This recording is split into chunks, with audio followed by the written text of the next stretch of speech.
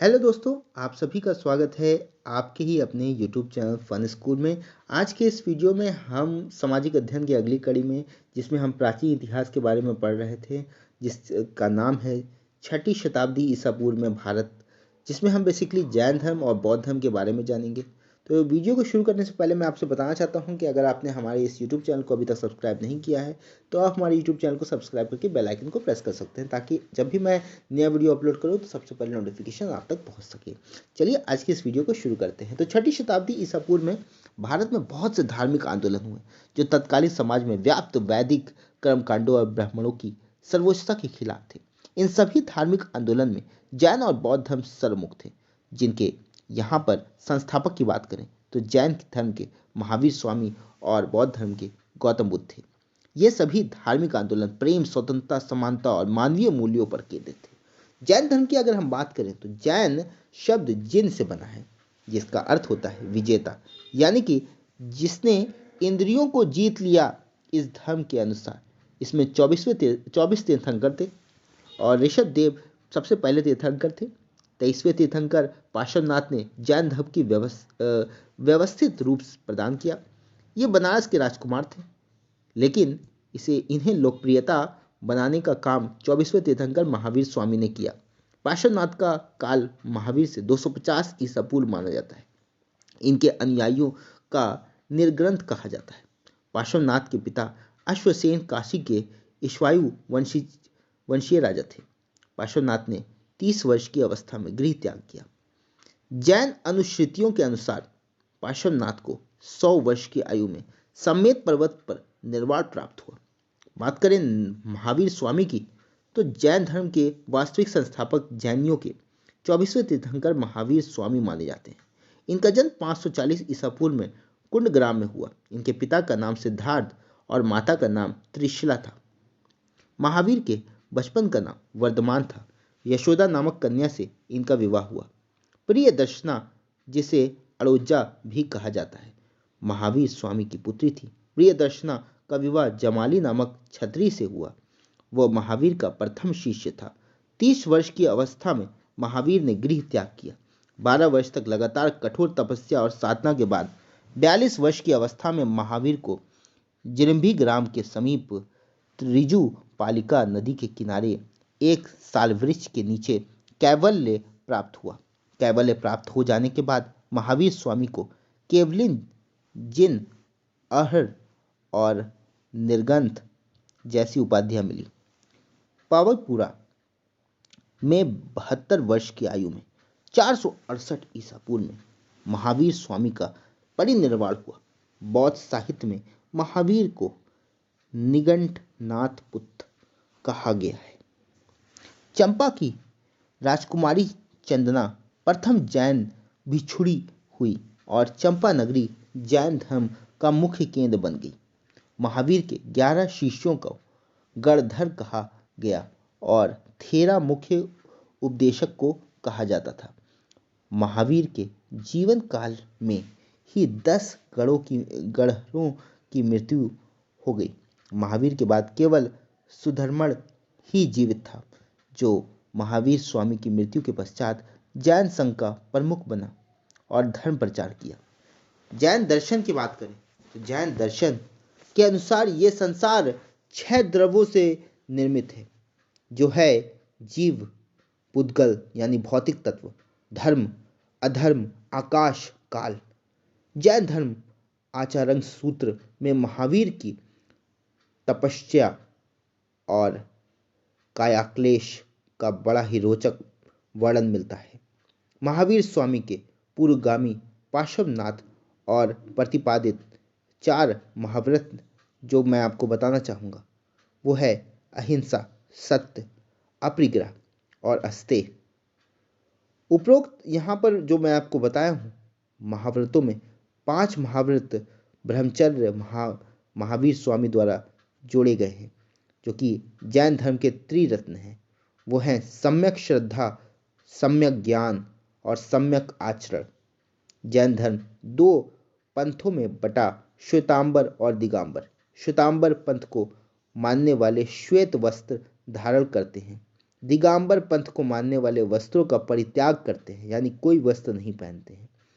जैन महासंगतियाँ, यहाँ संगति जो थे, प्रथम जैन संगति जो 322 से 298 ईसा पूर्व में पाटलिपुत्र में हुई थी, और ये संगति के अध्यक्ष थे स्थूल भद्र। और द्वितीय जैन संगति जो 512 ईस्वी में हुई थी, वल्लभी ने इसकी वल्लभी वो जगह है जहाँ पर ये हुआ था ये संगति, और इस संगति के जो अध्यक्ष थे वो थे देवर्धिगढ़ क्षमा श्रवण। अब हम बौद्ध धर्म के बारे में जानते हैं। बौद्ध धर्म के संस्थापक महात्मा बुद्ध थे, जिनका जन्म लुम्बिनी में 563 ईसा पूर्व में हुआ था।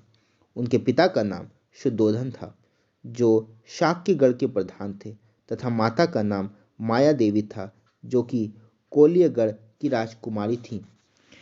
महावीर बुद्ध जन्म के 7वें दिन माता माया देवी का देहांत हो जाने से सिद्धार्थ का पालन पोषण उनके मौसी प्रजापति गौतमी ने किया।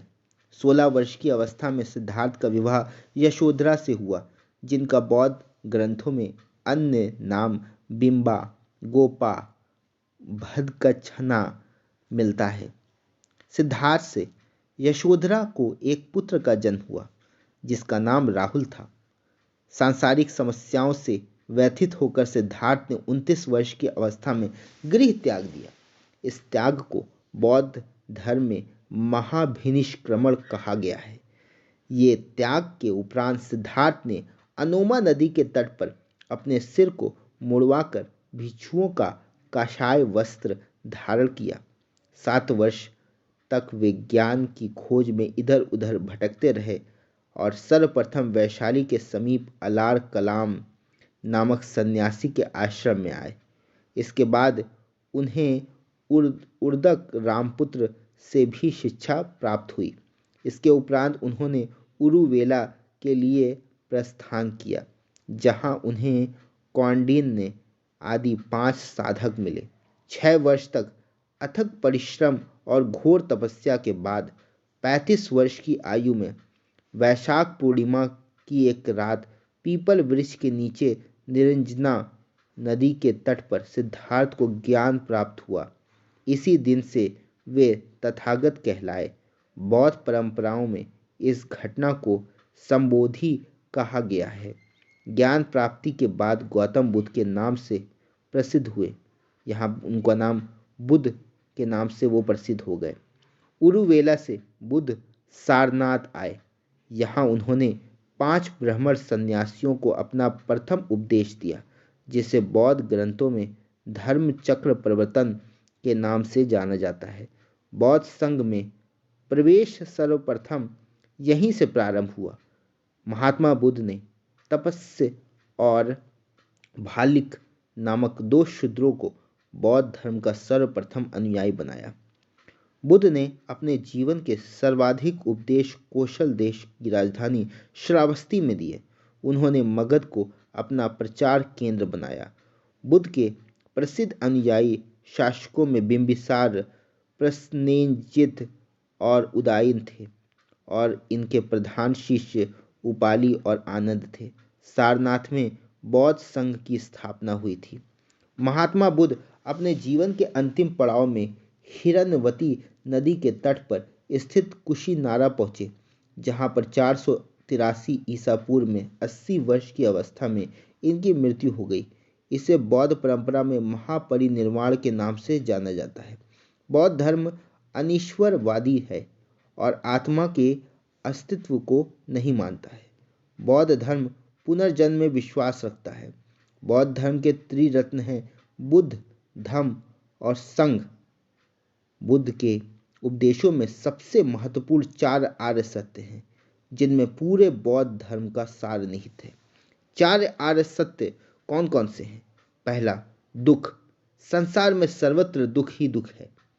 दुख समुदय। दुख उत्पन्न होने के अनेक कारण हैं, जिनके मूल में तृष्णा है। दुख निरोध।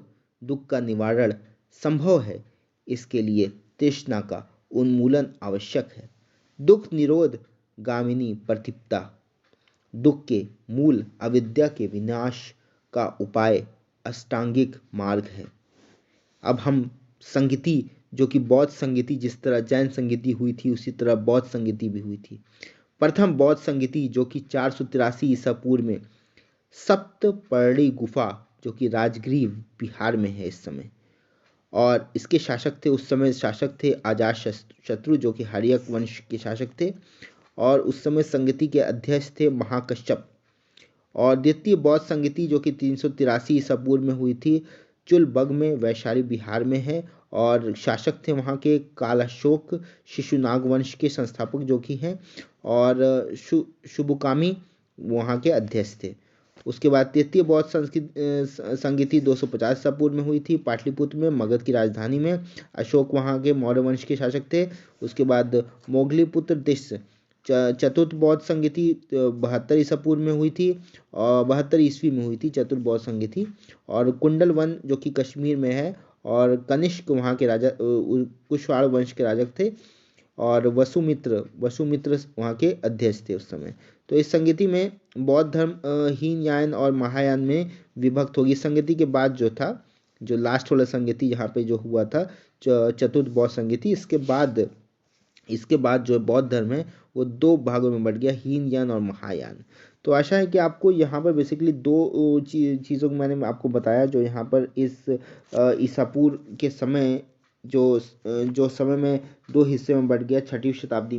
छठी शताब्दी ईसा पूर्व जो भारत था उसमें जैन धर्म और बौद्ध धर्म दो हिस्से में बट गया, जिसमें अलग अलग लोगों ने अपने अलग अलग विचारों को रखा और उस विचारों को लोगों ने फॉलो किया। तो इस तरह से हम लोगों ने आज छठी शताब्दी ईसा पूर्व के भारत के बारे में चर्चा की है। आशा है कि आपको ये वीडियो पसंद आया होगा। अगर आपको ये वीडियो पसंद आया तो इस वीडियो को लाइक कीजिएगा, अपने दोस्तों के साथ शेयर कीजिएगा। मैं हूँ आपको दोस्त अफराज, मिलूंगा अगली वीडियो के साथ। तब तक के लिए अपना बहुत ख्याल रखिएगा। जय हिंद, वंदे मातरम।